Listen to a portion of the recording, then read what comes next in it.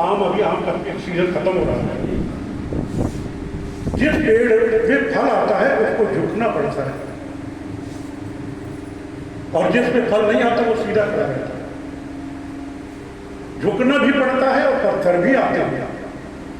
किसी ने कहा है कि फलदार के नसीब में है पत्थरों की चोट, फलदार के नसीब में है पत्थरों की चोट, ये हौसला नहीं है तो फिर बेशुमार। फलदार के नसीब में है पत्थरों की चोट, ये हौसला नहीं है तो फिर बेशुमार रहो। किरदार से बुलंद हुआ करता है नसीब, किरदार से बुलंद हुआ करता है नसीब। अच्छा सलूक कीजिए हर आदमी के साथ। फिर देखिए आप कहाँ जाते हो, आप सौभाग्यशाली हो जो आप ऊपर कीचड़ चला जा रहा है। आप कुछ कर रहे हो, और अगर कीचड़ उछालने को डरोगे तो भाई आप खिलाड़ी नहीं। मैं भी खिलाड़ी था, बहुत खेला है, नेशनल प्लेयर रहा। मैं वॉलीबॉल का खिलाड़ी था, स्पोर्ट कोटे में मिलिट्री में नौकरी की।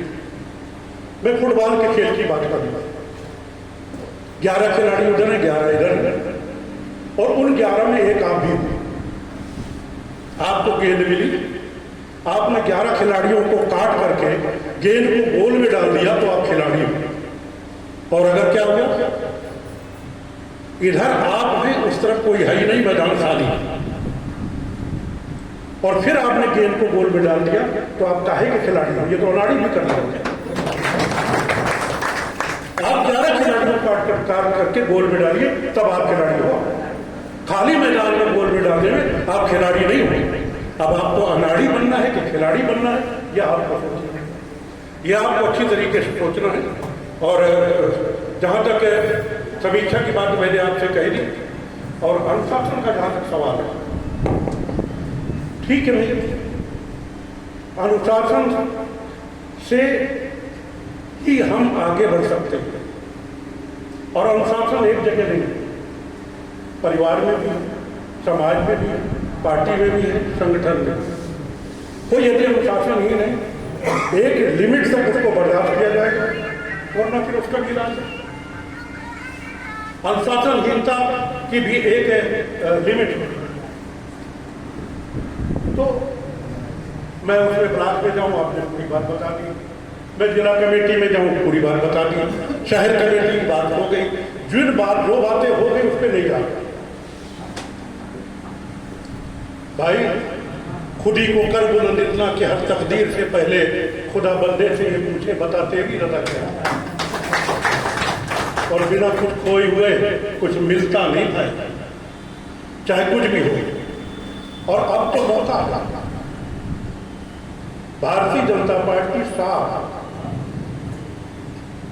अब तो हम ये कहेंगे मोदी जी ने बड़े बड़े भाजपाई दिग्गजों को घर बैठा दिया। अभी नहीं, 2014 से पहले क्या कहा, 75 साल से ऊपर के लोग मंत्री और प्रधानमंत्री नहीं बने। तो मोदी जी अब 2 महीने के बाद 75 साल के होने वाले हैं। देखते हैं मोदी जी की नैतिकता। और वैसे भी मोदी जी झूठ बोलने में बहुत माहिर है, झूठ बोलने में बहुत माहिर है। दूसरे शब्दों में कह दूं मोदी जी के लिए कि ऐसा मुझे लगता है गर्दिश में सितारा है, ऐसा मुझे लगता है गर्दिश में सितारा है, फेरिस्त में झूठों की एक नाम तुम्हारा है। ऐसा मुझे लगता है गर्दिश में सितारा है, फेरिस्त में झूठों की एक नाम तुम्हारा है। तुम आग लगाओगे, हम आग बुझाएंगे। तुम आग लगाओगे, हम आग बुझाएंगे। वो काम तुम्हारा था, ये काम हमारा। तुम आग लगाओगे, हम आग बुझाएंगे। वो काम तुम्हारा था, ये काम हमारा है। और उसी दिन से काम तुम्हारा और हमारा बनेगा, जिस दिन से हम संगठन को मजबूर करेंगे। संगठन से मेरे MP बनते, मैंने 0 से काम किया। आप विश्वास नहीं मानेंगे, मैं 18 डिपार्टमेंट का विजिटर था। प्रोग्राम होना था हमारे मुख्यमंत्री का, लेटरिन पड़ी थी।